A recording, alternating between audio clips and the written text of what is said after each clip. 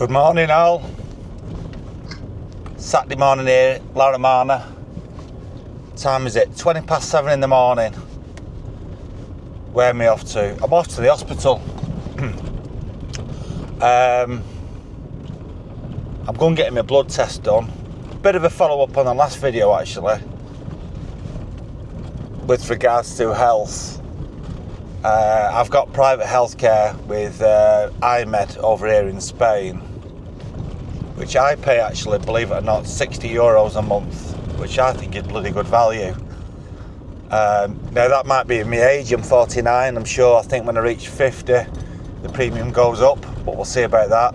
It also goes on how many times you make a claim on it, and I've never made a claim on it because fingers crossed I'm never ill. So I actually went in to see them and they said, what's the problem? I said, nothing. And I suppose it's the preventative side of it, which is what's missing in modern day medicine and modern day thinking. We all wait till we get ill and then we go to the doctors. So I'm 49, know a few people in their 50s who have got prostate cancer and they've been going on at me about getting prostate tested. So I went and got my prostate tested, all clear, so that's good. So for any fellas 40, in the late 40s, early 50s, go and get it done. If we've all got responsibilities, kids, wives, to be on earth, to still provide for them, we've got to be around to make sure that we can. So getting your prostate done is a no-brainer. But what I wanted to do is, whilst I was there, is get tested for some mineral deficiencies like I talked about on the last video. Now, they don't do a full mineral deficiency test like I'd like. I mentioned before about the MTHFR gene. They won't do that. That's not within their scope. But what they will test for is general vitamins like vitamin D, vitamin K, K3, vitamin B. They'll also test for, I've got a wee sample. They'll test for my testosterone. Well, I'm hoping that. I've asked for that, and that they said they're going to do it. The homoglycerines, cholesterol. Cholesterol's a bit of a tricky one because at the moment in time, there's still a bit of a taboo subject because a lot of people have high cholesterol, and years ago, if you had high cholesterol, it was a complete no-no. You were dying. You had to come off eggs. Remember that? You had to come off the eggs. But these days, people are realising that high cholesterol in certain forms is actually good for you, and your body needs cholesterol. But there's still not enough data out there for us to feel confident to detect whether it's a good thing or a bad thing. So cholesterol, it's hard to read at the moment. So driving around the camperway, this is up in the mountains. We're driving like this for another 10 minutes or so until we get to the main roads and the motorways, etc. But one of the things that I want to talk about today is raising kids in Spain and the pros and the cons.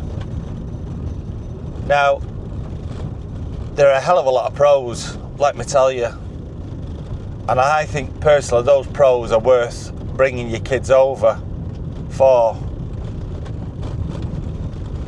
especially when you look at the other alternatives of not living in Spain. Got to be careful that I don't beat up England too much because I still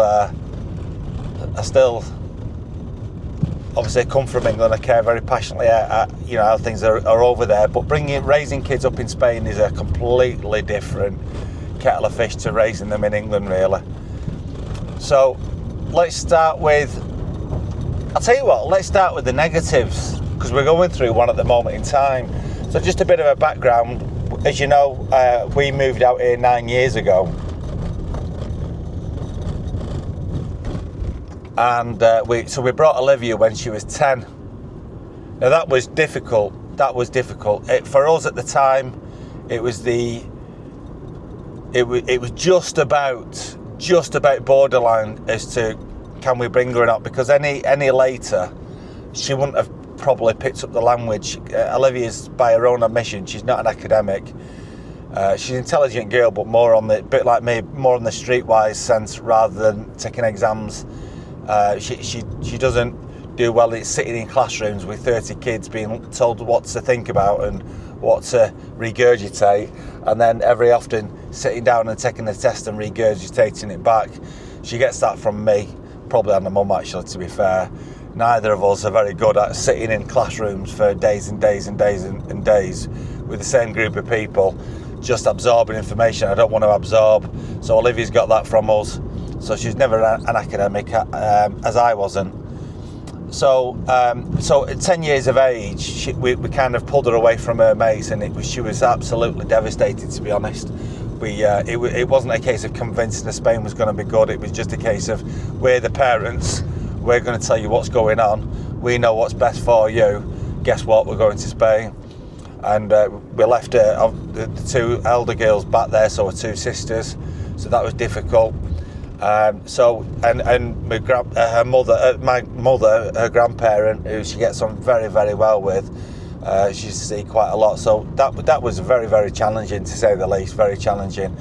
So much so that I would say that she went into a depression for about the first 2 years, and that was difficult. So now some kids adapt a lot quicker. Some kids adapt better. If you're bringing kids over who are academics, let's say, who are good at school, then they'll slide in, learn the language quicker, make friends quicker, and it just will be easier.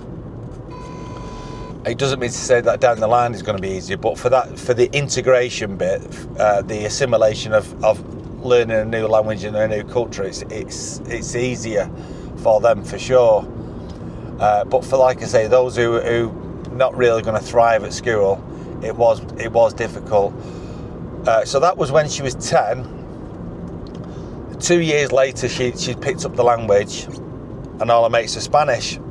So from then, for the last, out of the 9 years, for the last 7, things have been pretty cool, really. She's not gone back to England at all. She did in the first 2 years, but she's not been since. And basically, she talks in Spanish, thinks in Spanish, works in a Spanish restaurant. All her mates are Spanish, she's got no English mates. She's been brought up Spanish. So, if you was to ask her, what country is she from, although she knows she was born in England, she would say she's Spanish. She wouldn't say she was English. Even her food, she'll eat Spanish food.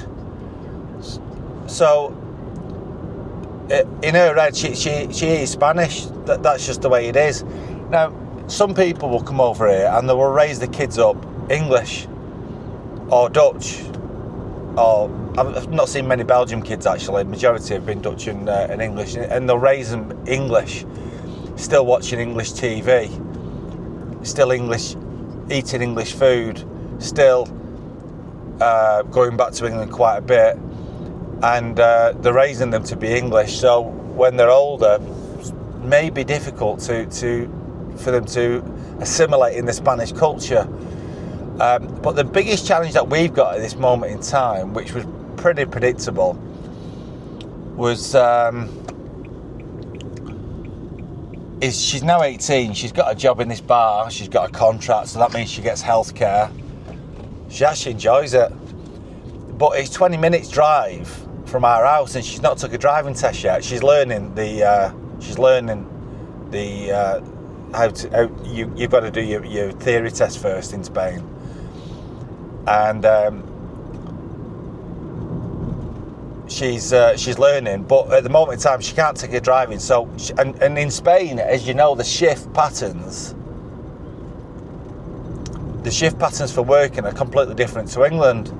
So my wife, on a Wednesday, Thursday, Friday, Saturday and Sunday, my wife takes her this 20-minute journey to this bar, this restaurant, comes back about lunchtime, that happens, And then later on in the day, about 6 o'clock, my wife goes on this 20-minute journey to collect her, to bring her back.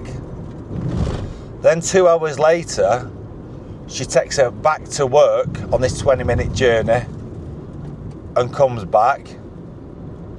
And then at midnight, when the restaurant's finished work, she goes to pick her up and brings her back. So that is 8 20-minute journeys on a Wednesday, a Thursday, a Friday, a Saturday and a Sunday. So as you can see, that's challenging to say. That, I mean, basically what's happening now on Friday, Saturday, Sunday, we're not going out at all because Gail's the taxi driver. Now I've offered to do exactly the runs, but they like to have a chat and they like to talk about the world and all the rest of it, and they have a great relationship. So you know, it is the way it is. But if you're living in the campo, and the campo kind of means like up in the mountains in Spain, which a lot of people do, a lot of expats do, because you've got the peace, the tranquility, then you're going to have this problem. Even on like when they go to high school, you may be lucky to get a school bus that picks them up, but quite often you are doing these school runs yourself, and it's not as easy as dropping them off and picking them up, because number one, it's distance, and number two, what happens is sometimes they'll stay behind with their mates and do their homework, or then if your school is not in your particular village, they'll make their own friends where the school is, and the school can be away from where your village is. So that being said, what happens is every time they want to go out, you're taking them to the area where the school is. So you've dropped them off, you've come back. You've dropped them off in the morning to school. You've come back. You've then got to go and pick them up again. You come back, and then they say to you, "Oh, I'm going out tonight." So then you've got to drop them off, come back, and then pick them up later on and come back. So these are the challenges about raising kids in Spain. And there is no doubt about it. It is a challenge. From a negative perspective, those two things, so integration, them adapting to Spanish life, the school and system, and taking them away from the friends, and then the post bit, obviously they're taking them to school and back, and then the post bit of where they start work is probably, I would say, the biggest challenges. So what we'll do is next is I'll tell you about the pros, of which there are many. So we're just about to hit normal civilization in a second and hit the main roads, just finishing the mountain roads here really. The village that I'm coming through in about 5-10 minutes is Aspe, for those that know the area. So the pros, what is the pros of bringing kids to Spain? Right, okay, so I've got that many to think about here. So number one, and this is in no particular order, outdoor living.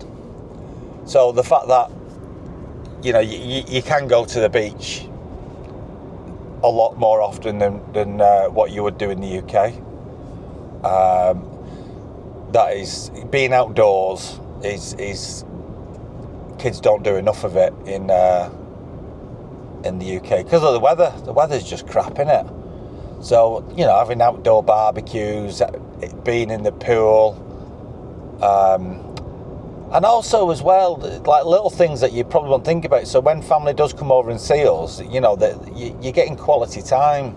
The kids are getting quality time with the grandparents, where back in the UK, you might be dropping the kids off with the grandparents and then picking them up, and you're stressed and you've got work the following day and you've got to get the kids' stuff ready together, and it's never proper quality time as such.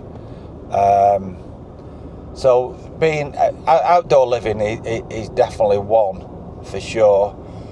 The schools, coming back to the schools, although there's negative connotations with the schools in respect of what I've said before about the drop-offs, if you've not got a bus that takes them to school. these I would say there's certainly less bullying going on, certainly less. I mean, it'd be naive to say there isn't any, but there is certainly less. Kids over in Spain are definitely more loving, really, with each other. I don't know whether that's a liberal thing. I'm not sure, but they're every time they meet each other, when you drop them off, and they're all hugging each other, and well, I didn't have that in England anyway. I really didn't. But I grew up in Manchester, so a bit of a school of hard knocks, the school I went to. The other thing is, I can only speak for Olivia here, is obviously the kids in England, it's all about iPhones, it's all about having the best, you know, the best of the best clothes, that kind of, you know, and it's one-upmanship, and like what they've got, your kids want. And Olivia's just never. Now, whether we got lucky, but I think it is a cultural thing. The parents over here don't seem to be as quick to give the kids the latest pair of trainers, or the latest Nike top, or the latest designer gear. It's more humble, and the kids are just not as pushy when it comes to wanting stuff. You've just not got that culture here, and that is so refreshing. It really is, because it's not healthy. So that is definitely, in my view, another plus. Just coming through Aspie now. Another plus that I would say is the cafe culture. So, kids over here, when they meet up, I think the UK, from what I gather, like, I've not been here for 9 years, so it's difficult for me to say, but I do think that culture in England of drinking, kids. So when I used to go out drinking, I was out at like 15 on the streets, and then 16, 17, we'd be going to pubs, and that's what you did. Wednesday, Thursday, Friday, Saturday, Sunday. Well, the kids over here don't do that. They go to coffee shops, coffee bars. There's a coffee culture. They'll go and have a tostada, a sandwich. They'll go meet up for a pizza. They're going out an awful lot. Now, number one, it's cheaper for a start, but number two, it's just that they don't get drunk on the streets. Now, like I said, I do think that culture's changing in England as well, because from what I gather, these young kids now, I mean, we've got a generation where they've been brought up playing on the devices, talking to each other from their own bedrooms. So I think the culture is actually changing over there, from what I gather. But I can only say from what's happening over here versus what happened in my lifetime when I was back there. Just entering the motorway here now. Absolutely dead. The roads are dead here the majority of the time anyway, just like, I mean, that's a different benefit, that, but 7:40 in the morning, so I'll probably drive past about 3 cars in the space of an hour. It's an absolute privilege to drive over here. But yeah, the coffee culture, so they just don't get drunk. I mean, you just don't see kids causing any bother. You don't see car crash. You don't see kids like breaking into cars. You don't see kids. You just don't. Where we are, again, you know, you just don't see kids causing any bother. You just don't. They're all integrated with the when at night time, if we've got festivals on, they're out with the parents, the grandparents, the families. Everyone's just well behaved all the time. In all the time I've been here, I've never once seen any kids causing any bother, and I've never seen any drunk kids either.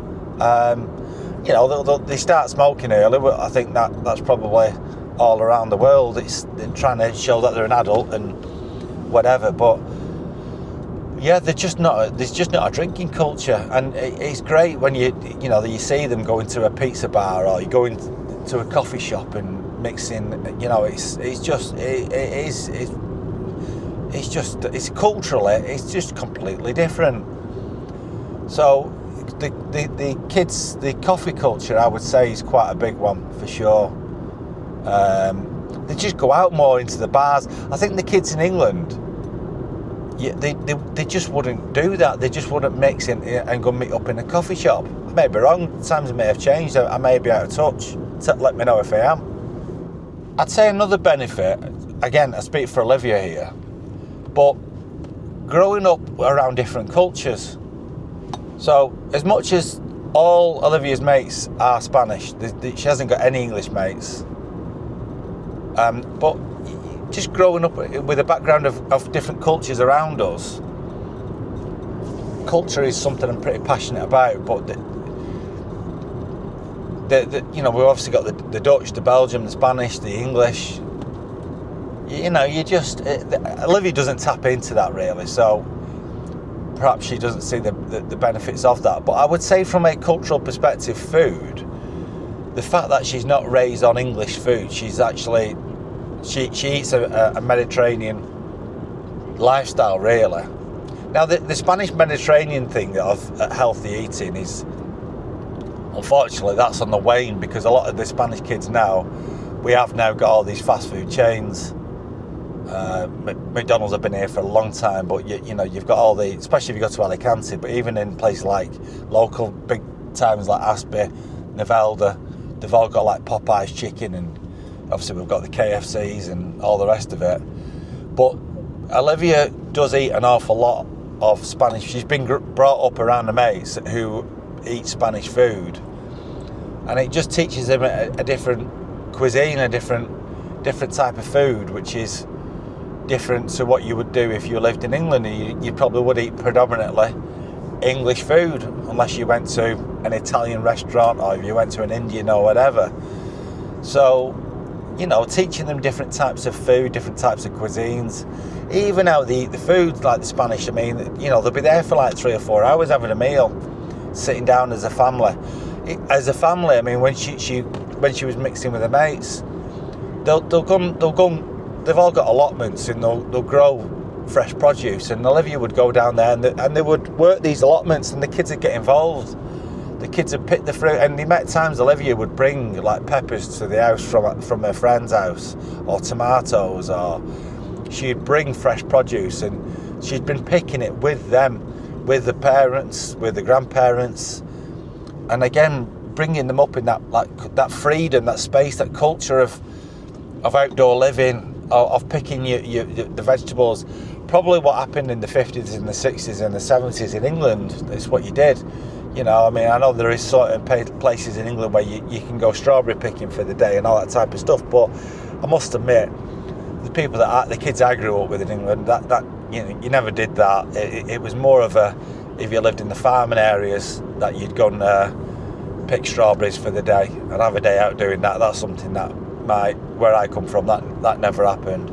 But just there's definitely more awareness of vegetables, fruit, growing them, picking them, harvesting them, cooking with them. It's more of a real, authentic kind of connection to the food. So yeah, food's a big one. I mean, when it comes to culture, food plays a big part. Where am I now? So still, what time is it? 7:45 in the morning. I've probably drove past a few cars, but not many. 17 degrees. What's going to happen at this hospital, I don't know. I don't know how long I'll be there, so. Right, so I'm here. What I will say, this is the hospital here, Ahmed. What I will say over here, which is a massive bonus, is parking around the hospitals. I mean, this is on an industrial estate, just tons and tons of free parking. I mean, that in England now, again, I don't know how much it is, but to be charging people to be parking up to go and seeing people who've suffering cancer or whatever it may be, I think it's an absolute moral disgrace, that. So yeah. So here's the hospital now. Like I said, this is a private clinic, so it's extremely modern. I'm not going to do the video inside it because I don't think that's a done thing, is it? Doing a video in a hospital.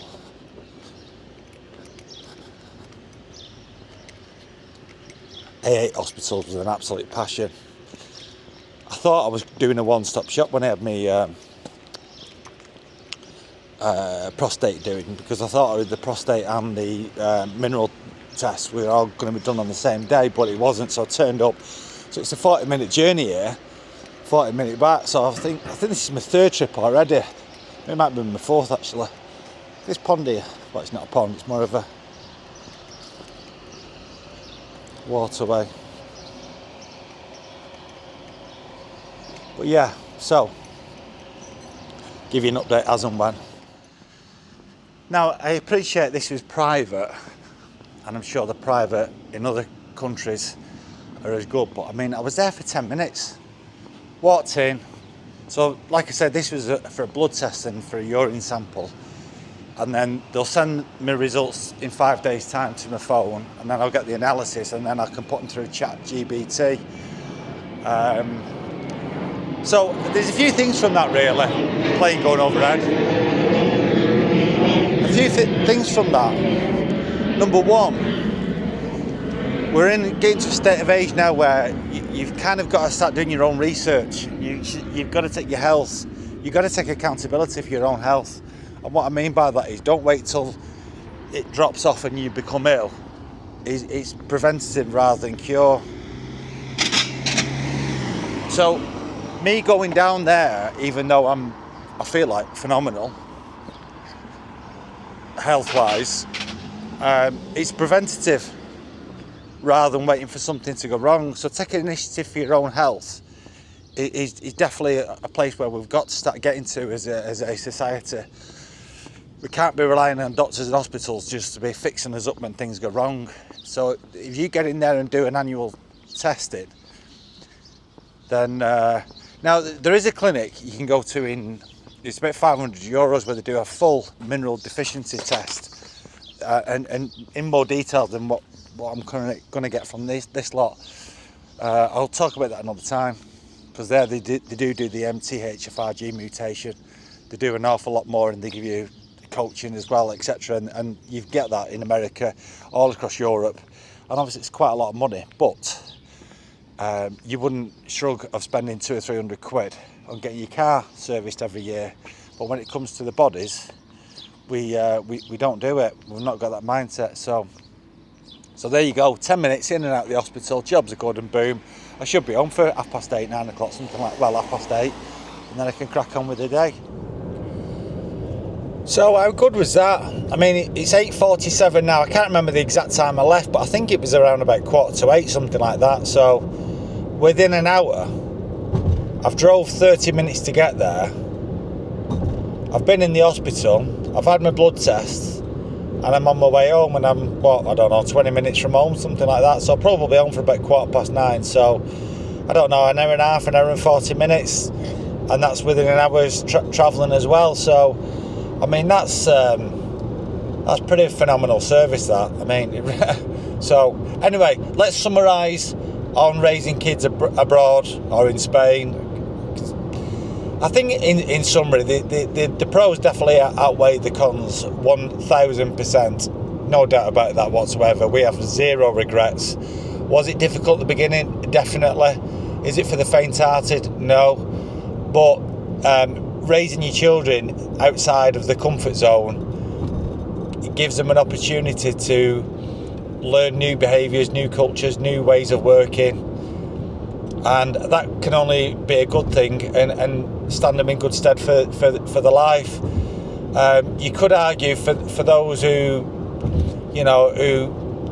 like to stay in their comfort zone and like to have family around them all the time and like to be in kind of back home, then it's not going to be for you. But I just think that the life is short, and the world is such a big place, and exploring it and seeking new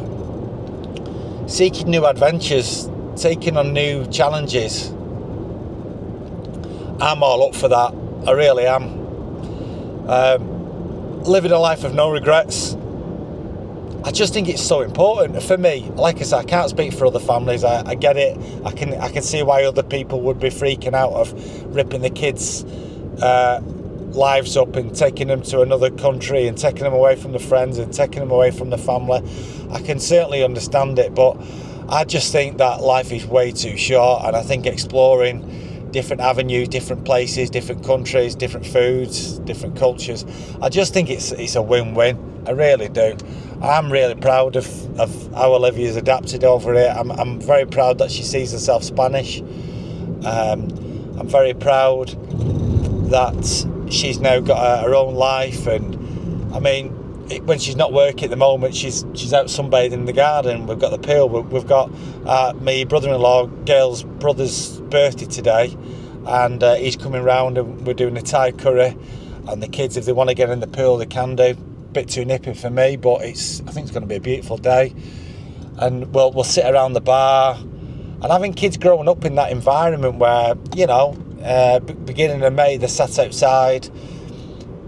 It's just great. It just really is phenomenal. And yeah, just bring it on more. So my summary would be, if you've got a slight inclination about bringing your kids to another country, whether it be Spain or anywhere else, as long as you can financially do the things that you've got to do and afford to do what you've got to do, then don't look for barriers that may not be needed to be. Of course, mitigate all circumstances and you know, and try and reduce the risks and try and reduce the any potential problems, but don't create barriers. Don't put up barriers that may not exist. Just do it. Just, you know, I'm sure the kids down the line will thank you. And for, you know, just, I mean, God, if my mum and my dad would have said to me, or my mum and stepdad, or my dad and my stepmum would have said to me years ago, oh, we're moving, do you fancy coming? I would have literally jumped to do it. But again, I appreciate not everyone's got that mindset. I get that, but I'm just so happy that we've got Olivia into another country, and no matter what I do from now on, I feel like I've achieved an awful lot, because that is such a big thing for us. We feel like we've set her up. You know, if she wants to start buying a house down the line, houses are affordable here. And all right, wages are nowhere near as good as the UK, but affordability here is much better, much more choices for you know, a 20-odd-year-old growing up here than it is in England, where affordability on houses these days, if you want to buy a terraced house, you're paying an absolute fortune and working in the rat race. So it's just a no-brainer for us. Absolute no-brainer. We're really proud of Olivia, and we've got no regrets. And yes, the first 2 years was an absolute nightmare, and there was a few times in the first 2 years where we thought, wow, do we need to come back? But there was no way I was coming back. There was no way I was quitting. It was really important that we saw through that. They fall off the bike, you put them back on the bike.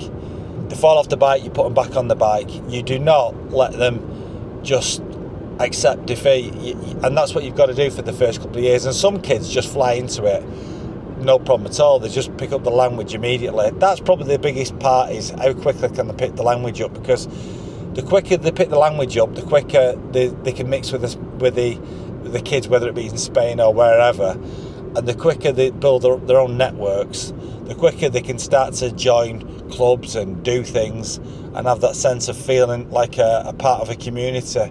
So that is a big one. That, so yeah, that is a big one. It really is. But other than that, yeah, it's a no-brainer. So hope you've enjoyed that. Have a fab weekend, everybody. And I don't know what the next video will be. We'll just see what happens. If you've not liked and subscribed, please do. I had a guy in Thailand the other day, Alpha Omega occasionally. I watch his videos every single day. I love him. And he was saying that he watches our videos, and I was buzzing, absolutely buzzing over that. So if you're watching this, mate, thanks very much. Keep doing your wonderful videos. And happy days. Have a fab weekend, everyone. And I'll speak soon. See you in a bit.